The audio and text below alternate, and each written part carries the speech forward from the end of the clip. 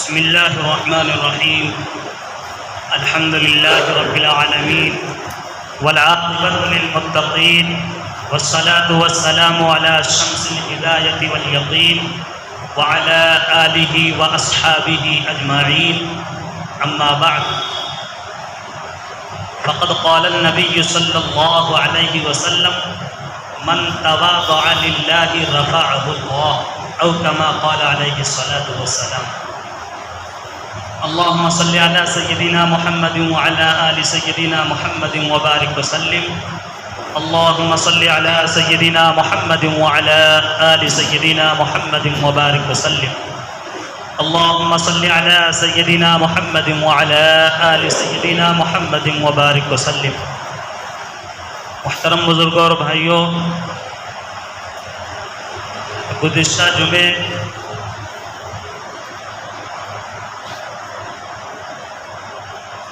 بیان کیا گیا تھا کہ اللہ کی بارگاہ میں مقبولیت کے لیے معیار ہے، مقدار نہیں ہے، کیفیت ہے، کمیت نہیں ہے، کوالٹی ہے، کوانٹٹی نہیں ہے۔ جتنا بھی ہو لیکن خالص اللہ کے لیے ہو، اخلاص سے بھرا ہوا عمل ہو۔ اور اس تعلق سے خلیفہ اول حضرت ابو بکر صدیق رضی اللہ تعالی عنہ کے بہت ہی قیمتی کچھ ملفوظات بیان کیے گئے تھے۔ انشاءاللہ آج کے جمعے میں سیدنا ابو بکر صدیق رضی اللہ تعالی عنہ کے چند ملفوظ کا تذکرہ کیا جائے گا۔ دو باتیں حضرت ابو بکر صدیق رضی اللہ تعالی عنہ کی آئی تھی گزشتہ جمعے کہ اللہ کی طرف سے کوئی نعمت حاصل ہو تو اللہ کا شکریہ ادا کریں، کوئی حالات کسی طرح کی کوئی مصیبت پریشانی آ جائے تو صبر سے کام لیں۔ تیسری بات حضرت ابو بکر صدیق رضی اللہ تعالی عنہ نے یہ فرمائی کہ علم کی زینت حلم میں ہے۔ جتنا علم، جس قدر علم ہو، اس کا تقاضا یہ ہے کہ انسان کے مزاج میں، علم والے کے طبیعت میں حلم پایا جائے، حلم موجود ہو۔ حلم کسے کہتے ہیں؟ حلم کہتے ہیں کہ آدمی جانے کہ یہ ہمارا دشمن ہے، کسی کی غلطیوں کو سمجھ جائے، جان جائے اور انتقام اور بدلہ بھی لے سکتا ہو، غصے کی حالت میں بھی ہو، پھر بھی وہ درگزر سے کام لے اور انتقام نہ لے، بدلہ نہ لے۔ ایسی صفت کو کہتے ہیں حلم۔ علم اور حلم کے ساتھ بہت ہی گہرا رشتہ ہے۔ قرآن کریم میں اللہ تبارک و تعالیٰ نے اپنے بارے میں فرمایا وَكَانَ اللَّهُ عَلِيمًا حَلِيمًا، کہ اللہ جاننے والے بھی ہیں اور علم والے بھی ہیں۔ علیمہ اور حلیمہ یہ دو صفت اللہ نے اپنے بارے میں ایک ساتھ بیان فرمائی ہے۔ کیا بہت ہی خاص پوائنٹ ہے۔ اللہ تبارک و تعالی ہم جیسے گنہگاروں کے گناہوں کو دیکھ رہے ہیں، جان رہے ہیں، ہر چیز سے اللہ واقف ہیں، اللہ کو سب کچھ پتہ ہے۔ اللہ کو جو لوگ گالی دیتے ہیں، جو لوگ اللہ کی بارگاہ میں نازیبا کلمات کہتے ہیں، اللہ کیا نہیں جانتے ہیں؟ سب کچھ جان رہے ہیں۔ لیکن اللہ کا انتقام ذرا غور کریں فوراً نہیں اتر رہا ہے۔ اگر چاہیں اللہ تبارک و تعالیٰ تو اسی وقت کچھ نہ کچھ فیصلہ ہو جائے۔ جو اللہ کے منکرین ہیں، جو اللہ کو نہ ماننے والے ہیں، جو اللہ کو گالیاں دینے والے ہیں، اللہ چاہیں اللہ سب جان رہے ہیں، سب کے بارے میں جان رہے ہیں، سب کو جان رہے ہیں، لیکن اللہ تبارک و تعالیٰ جاننے کے باوجود بھی درگزر کر رہے ہیں۔ اللہ تعالیٰ ڈھیل دے رہے ہیں، مہلت دے رہے ہیں۔ اسی لیے اللہ نے فرمایا وَكَانَ اللَّهُ عَلِيمًا حَلِيمًا۔ اللہ کوئی بندہ گناہ کرتا ہے، گناہ کرنے سے پہلے جو سوچتا ہے پلاننگ کرتا ہے، گناہ پھر کرتا ہے، گناہ کے بعد پھر جیسی وہ حالت میں رہتا ہے، ساری چیزوں کو اللہ جان رہے ہیں، شروع سے آخر تک سب اللہ جان رہے ہیں۔ لیکن اللہ تبارک و تعالیٰ کی صفت حلم کی ہے، اللہ معاف کر دے رہے ہیں، ڈھیل دے رہے ہیں، مہلت دے رہے ہیں۔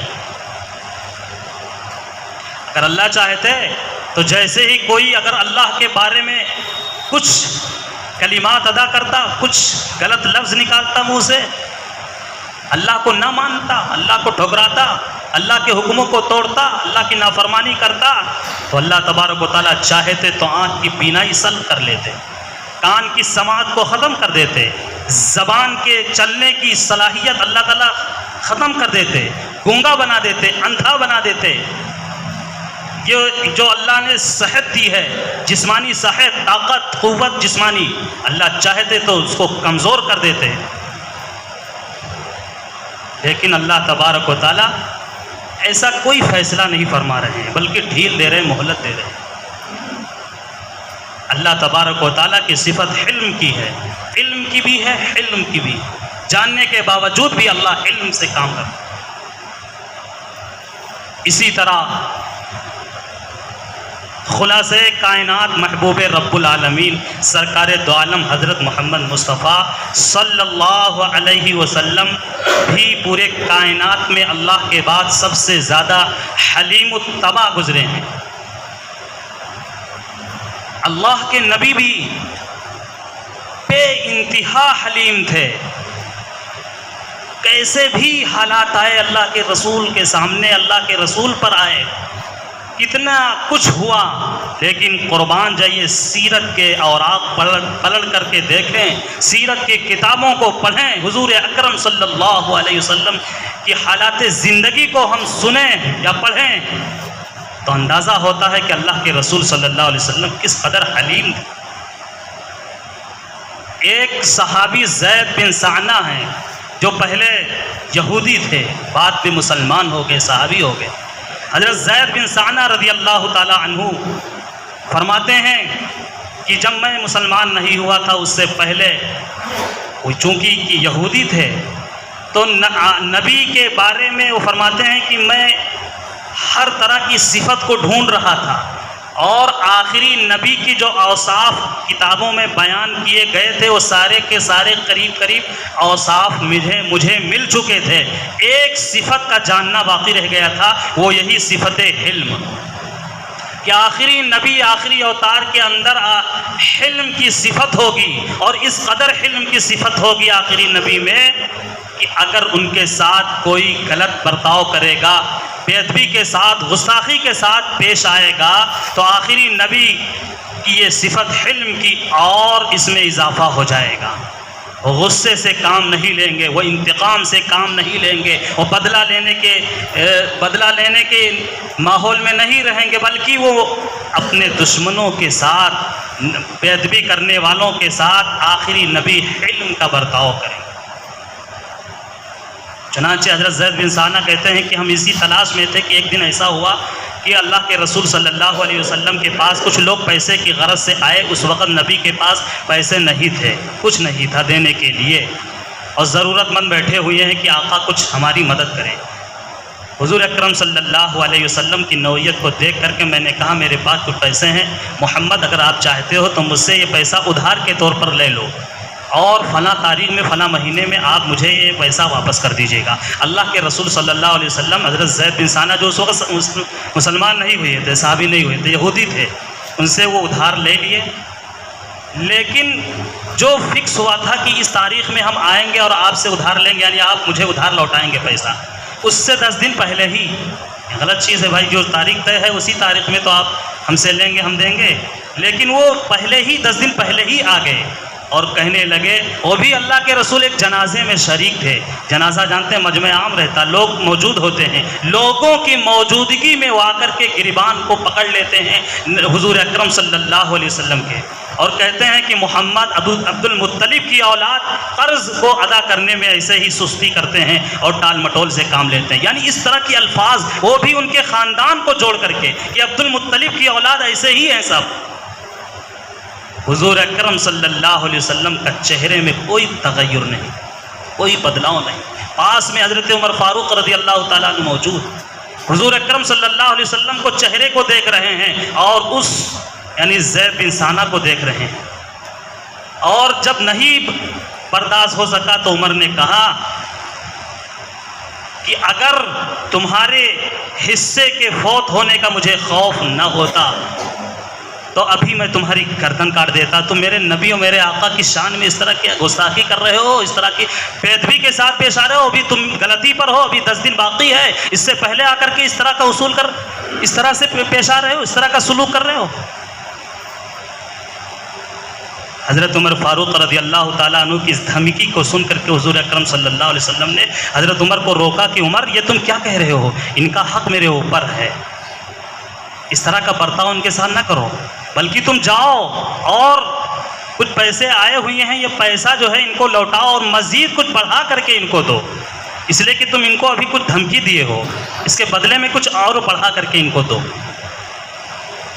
حضرت بن ثانہ فرماتے ہیں کہ میں یہ معاملہ جو کیا تھا، یہ معاملہ جان بوجھ کر کے کیا تھا، آزمانے کے لیے، آزمائش کے لیے، جاننے کے لیے، جانکاری کے لیے کہ آخری نبی کے اندر ایک صفت جو علم کی ہوگی، یہ صفت بھی ان کے اندر موجود ہے کہ نہیں، اور جب میں نے پا لیا کہ یہ صفت علم کی بھی موجود ہے، میں اسی وقت فقط اسلمت، میں مسلمان ہو گیا۔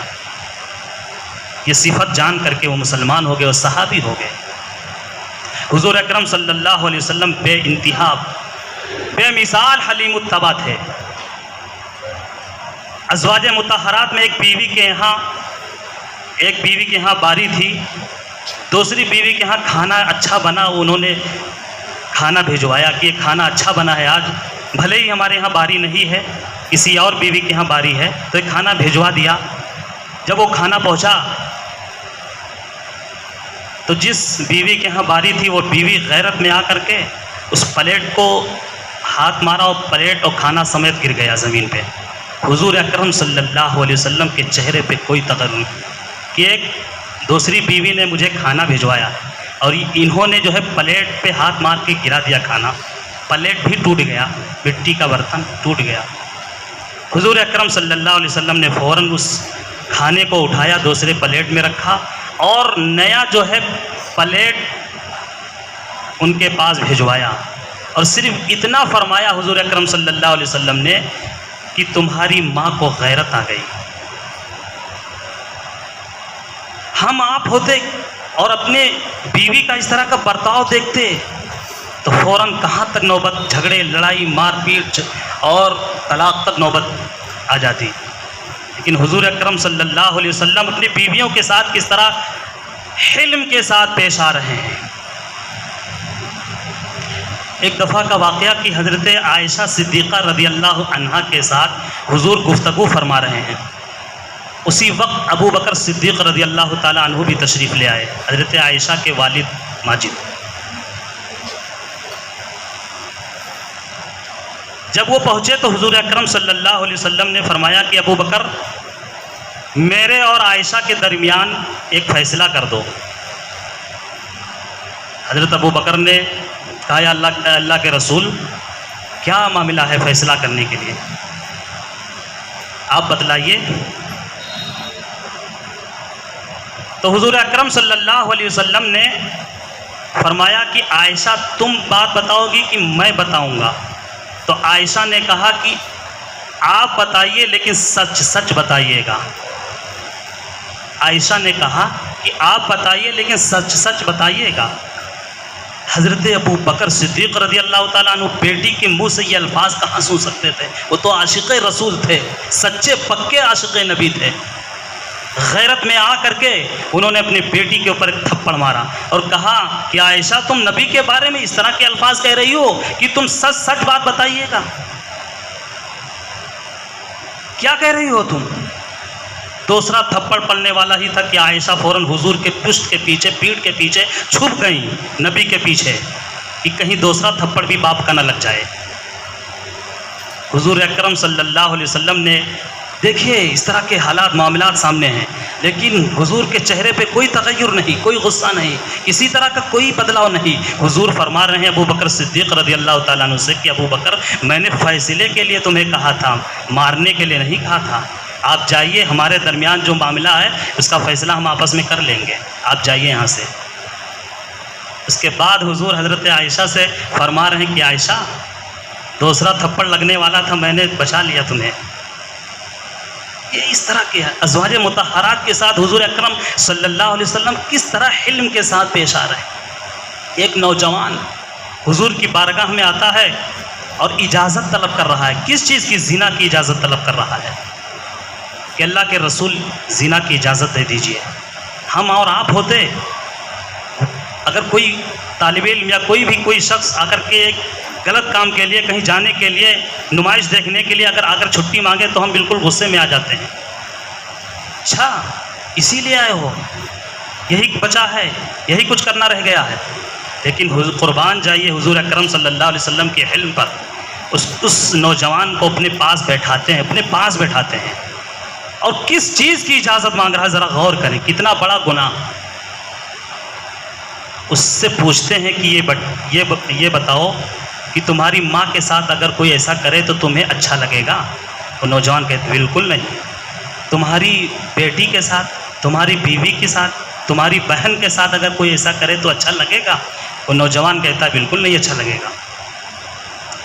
فوراً حضور اکرم صلی اللہ علیہ وسلم پوچھنے کے بعد فرماتے ہیں کہ نوجوان، جس چیز کی تو اجازت طلب کر رہا ہے، جس عورت کے ساتھ، جس لڑکی کے ساتھ تو کرے گا، وہ بھی کسی کی بیٹی ہوگی، کسی کی بہن ہوگی، کسی کی بیوی ہوگی، کسی کی ماں ہو سکتا ہے کہ کسی کی ماں ہو۔ کہ الفاظ وہ بھی زبان نبوت سے ادا ہوئے، سرکار دو عالم صلی اللہ علیہ وسلم کی مبارک زبان سے ادا ہوئے، اتنے تاثیر، اس کے دل پر اتنا اثر ہوا حضور اکرم صلی اللہ علیہ وسلم کی ان باتوں کا۔ اور پھر حضور اکرم صلی اللہ علیہ وسلم اپنا مبارک ہاتھ اس کے سینے پر رکھ کر کے دعا پڑھی، اور اس کا اثر ہوا کہ لکھا ہے سیرت کی کتابوں میں کہ وہ نوجوان اپنے بارے میں بتاتا تھا کہ اس کے بعد سے آج تک مجھے اس کے طرف دھیان ہی نہیں گیا۔ وہ سارے خواہشات، اس طرح کے غلط خواہشات ہمیشہ کے لیے دفن ہو گئے، ہمیشہ کے لیے ختم ہو گئے، کبھی اس طرح کی خواہش پیدا ہی نہیں۔ ایک نوجوان کے بارے میں واقعہ، سیرت کے واقعات پڑھنے میں بڑا اچھا لگتا ہے، سننے میں بڑا اچھا لگتا ہے، صحابہ کرام کے واقعات۔ ایک نوجوان ہے، وہ کسی کے پیڑ پر چڑھ کر کے اور وہ پھل توڑ لیا کرتا تھا۔ مالک نے ایک بار پکڑ لیا، کھجور کے پیڑ پہ چڑھ کر کے کھجور وہ نوجوان توڑ رہا تھا۔ مالک نے پکڑ لیا، پکڑ کر کے حضور اکرم صلی اللہ علیہ وسلم کی بارگاہ میں پیش کر دیا۔ اب اس نوجوان، وہ اپنے بارے میں روایت میں ہے کہ وہ نوجوان سوچ رہا تھا کہ ابھی ہم نبی کے پاس جائیں گے، میرے ساتھ کیا برتاؤ نبی کریں گے؟ ہو سکتا ہے کہ میرے ہاتھ کاٹے جائیں، چور کی سزا یہی ہاتھ کاٹ دیا جائے، میرے ساتھ کون سی سزا تجویز کی جائے گی؟ وہ ڈر رہا ہے نوجوان۔ جب بارگاہ نبوی میں پہنچ جاتا ہے تو جب بتایا جاتا ہے کہ یہ نوجوان یہ ہمارے درخت پہ، پیڑ پہ چڑھ کر کے یہ پھل توڑ رہا تھا، حضور اکرم صلی اللہ علیہ وسلم سمجھاتے ہیں اس نوجوان کو۔ کس انداز میں سمجھاتے ہیں؟ فرماتے ہیں کہ اگر کسی پیڑ کا کوئی پھل نیچے گر گیا ہو زمین پر تو اس کو تم بغیر اجازت کے، بغیر پوچھے اس کو لے کر کے کھا سکتے ہو۔ یہ مسئلہ بھی یہی ہے، جو گرا ہوا پھل ہو اس کو بغیر اجازت کے کھایا جا سکتا ہے، لیکن جو پیڑ پر لگا ہے بغیر مالک کے اجازت کے اس کو نہیں توڑ سکتے، نہیں کھا سکتے ہو۔ اس کے بعد حضور اکرم صلی اللہ علیہ وسلم نے اس نوجوان کے لیے دعا کی، مخصوص دعا کی۔ اس دعا کا اثر ہوا کہ وہ نوجوان اپنے بارے میں فرماتا ہے کہ کبھی بھی اس کے بعد مجھے کسی طرح کی، کسی قسم کی کوئی لالچ اور کوئی بھوک کا احساس نہیں ہوا کہ میں کسی کے سامان یا کسی کے پھل کو، کھانے والی چیز کو بغیر اجازت کے میں اس کو لے سکوں، کبھی اس طرف دھیان ہی نہیں گیا۔ یہ حضور اکرم صلی اللہ علیہ وسلم کا علم ہے کہ حضور اکرم صلی اللہ علیہ وسلم پر کیسی بھی مصیبتیں، کیسے بھی حالات آئے، کس طرح کا بھی برتاؤ کیا گیا، لیکن حضور اکرم صلی اللہ علیہ وسلم نے علم سے کام لیا۔ ہمارے اکابرین میں حضرت بہت سے واقعات ہیں، ہمارے اکابرین میں حضرت مولانا اشرف علی صاحب تھانوی رحمۃ اللہ علیہ گزرے۔ ایک جلسے میں جو ہے اسٹیج پہ بیٹھے تقریر کرنے کے لیے، مجمع میں سے ایک صاحب کھڑے ہو گئے، کہنے لگے اشرف علی سب سے پہلے تو تم کافر ہو، اور دوسرے نمبر پر تم حرام زادے ہو، تیسرے نمبر پر جو تم تقریر کرنے جا رہے ہو صحیح صحیح تقریر کرنا، ورنہ آج خیریت نہیں ہے۔ کہ مجمع عام میں کسی نے کھڑے ہو کر کے کہا، ہم جیسے عالم مولانا کوئی ہوتے کتنے باویلا اور کتنا ہنگامہ ہو، ارے مولانا صاحب کو اس طرح الفاظ اس طرح کہا جا رہا ہے، یہ کہہ رہے ہو، خود حضرت کتنے غصے میں ہوتے۔ اچھا، لیکن بڑے بڑے ہوتے ہیں، انہوں نے جواب دیا اس شخص کا کہ سب سے پہلا جو تم اعتراض کیا ہو کہ میں کافر ہوں، تو بھائی اگر تمہارے نزدیک میں کافر ہوں تو ابھی کلمہ پڑھ لیتا ہوں، لا الہ الا اللہ محمد رسول اللہ، اس کو کلمہ پڑھ کر کے سنا دیجیے۔ دیکھیے کتنا حلم، کتنی بردباری طبیعت میں، صفت میں، اس کو کلمہ پڑھ کے سنا رہے ہیں کہ دیکھو اب تو کلمہ پڑھ، اب تو مسلمان سمجھ لو۔ دوسرا اس نے کہا حرام زادے، انہوں نے کہا کہ ابھی ہمارے نکاح کے گواہ ابھی بھی فلاں فلاں موجود ہیں، نام لے کر کے بتایا کہ میرے ماں باپ کے نکاح کے گواہ ابھی بھی موجود ہیں، تم جا کر کے مل سکتے ہو۔ اور تیسرا اس نے جو کہا کہ تقریر صحیح صحیح کرنا، تو فرمایا کہ میں یہاں چندہ اور پیسہ لینے کے لیے نہیں آیا ہوں، میں کسی سے کچھ لینے کے لیے نہیں بیٹھا ہوں اسٹیج پہ، میں قرآن اور حدیث کی باتیں بتانے کے لیے بیٹھا ہوں، اور اس میں کسی کی میں پرواہ نہیں کروں گا، جو صحیح ہوگا وہ صحیح کہوں گا، جو غلط ہوگا وہ غلط کہوں گا۔ یہ ہمارے بڑے تھے۔ تو حضرت ابوبکر صدیق رضی اللہ تعالیٰ عنہ نے جو تیسری بات فرمائی وہ یہ فرمائی کہ علم کے ساتھ حلم ہونا چاہیے، جس قدر علم میں اضافہ ہو اسی قدر حلم میں بھی اضافہ ہو۔ اور تیسری چیز، وقت نہیں رہ گیا ہے میرے خیال سے، اس لیے آئندہ انشاءاللہ عشرے کے سلسلے میں کچھ باتیں ہیں۔ جیسا کہ ہم سب جانتے ہیں کہ چاند نکل چکا ہے، کل نکل آیا، آج پہلی تاریخ ہے ذی الحجہ کی، آج پہلی تاریخ ہے۔ اس عشرہ ذی الحجہ کی ایک الگ شناخت ہے، ایک پہچان ہے، فضیلت ہے، اہمیت ہے، خصوصیت ہے۔ خاص کر کے اس عشرے میں یعنی 10 تاریخ تک 4 عمل ایسے ہیں جو بہت نمایاں ہیں۔ پہلا عمل یہ ہے کہ چاند نکلنے سے پہلے بال اور ناخن کاٹ لیا جائے، جن کو قربانی کرنی ہے، جن کو قربانی کرنا ہے وہ بال اور ناخن کاٹ لیں۔ یہ مستحب عمل ہے۔ جن کے اوپر قربانی نہیں ہے، جن کو نہیں کرنا ہے قربانی، تو ان کے لیے بال اور ناخن کاٹنا کوئی مستحب عمل نہیں ہے، لیکن جن کو قربانی کرنی ہے ان کے لیے۔ اور یہ فرمایا گیا ہے کتابوں میں کہ یہ حجاج سے مشابہت کی بنیاد پر ہے۔ جیسے حاجی لوگ احرام میں آ چکے ہیں، وہ حالت احرام میں وہ کچھ نہیں کر سکتے، نہ بال کاٹ سکتے، نہ ناخن کاٹ سکتے، کچھ نہیں کر سکتے۔ انہی کی مشابہت کے لیے یہ ہے کہ اللہ کی جب رحمت حاجیوں پر اترے تو ان کی مشابہت اختیار کرنے والوں پر بھی کچھ نہ کچھ اللہ کی رحمت متوجہ ہو جائے۔ یہ اس پوائنٹ ہے۔ یہ پہلا عمل بال اور ناخن کاٹنا۔ اور دوسرا عمل اس عشرہ ذی الحجہ میں جو ہے وہ عرفہ کا روزہ ہے، جس کی بڑی فضیلت ہے۔ عرفہ یعنی 9 ذی الحجہ کا روزہ، بڑی فضیلت ہے۔ حدیث میں ہے اللہ کے رسول صلی اللہ علیہ وسلم نے فرمایا کہ عرفہ کا روزہ رکھنے والوں کے لیے 1 سال کے گناہ، پچھلے 1 سال کے گناہ، آئندہ 1 سال کے گناہ جو ہوں گے یا نہیں تو اس کے برابر جو ہے اللہ اس کے نامہ اعمال میں ثواب لکھیں گے، اجر لکھیں گے۔ یہ اتنی فضیلت ہے عرفہ کے روزہ رکھنے کی۔ اور تیسرا عمل تکبیر تشریق کا ہے۔ تکبیر تشریق جس کو نہ یاد ہو ابھی یاد کر لیں، واجب ہے ہر فرض نماز پڑھنے کے بعد، ہر فرض نماز کے بعد 1 بار مردوں کے لیے بلند آواز سے تکبیر تشریق ہے، اور عورتوں کے لیے آہستہ ہے، لیکن واجب ہے۔ حتیٰ کہ اگر اس دوران یعنی 5 دن کے اندر جو نمازیں چھوٹ جائیں، قضا ہو جائیں، بعد میں جب اس کو پڑھیں گے انہی 5 دنوں میں، تو قضا میں بھی اس تکبیر تشریق کو پڑھیں گے۔ تکبیر تشریق اللہ اکبر لا الہ الا اللہ واللہ اکبر وللہ الحمد، یہ تیسرا عمل ہے۔ اور چوتھا عمل 10 ذی الحجہ کو قربانی کا ہے۔ اللہ کے رسول صلی اللہ علیہ وسلم نے فرمایا یہ قربانی تمہارے باپ ابراہیم علیہ السلام کی سنت ہے۔ اور حدیث میں ہے قربانی کی بڑی فضیلت ہے۔ خوش دلی کے ساتھ، اچھی نیت کے ساتھ، اخلاص کے ساتھ، دکھاوے کے لیے نہیں، نام و نمود کے لیے نہیں، فخر کے لیے نہیں، صرف گوشت کھانے کی نیت سے نہیں، اخلاص کے ساتھ کوئی قربانی انجام دیتا ہے تو اللہ کے رسول نے فرمایا کہ وہ جانور مرنے کے بعد خر اور ناخن اور بالوں کے ساتھ وہ آئے گا اور قربانی کرنے والوں کی بخشش اور مغفرت کی درخواست کرے گا، اللہ کے بارگاہ میں بخشش کروائے گا وہ جانور۔ اور خون جیسے ہی زمین پر گرتا ہے قربانی کرنے والے جس نام سے قربانی کیا جا رہا ہے اس کی مغفرت کر دی جاتی ہے. یہ فضیلت ہے قربانی کی. وعید بھی ہے کہ اگر استطاعت رکھنے کے باوجود، حیثیت رکھنے کے باوجود، پیسہ ہونے کے باوجود قرضہ نہیں ہے اور اسی طرح پیسے بھی ہیں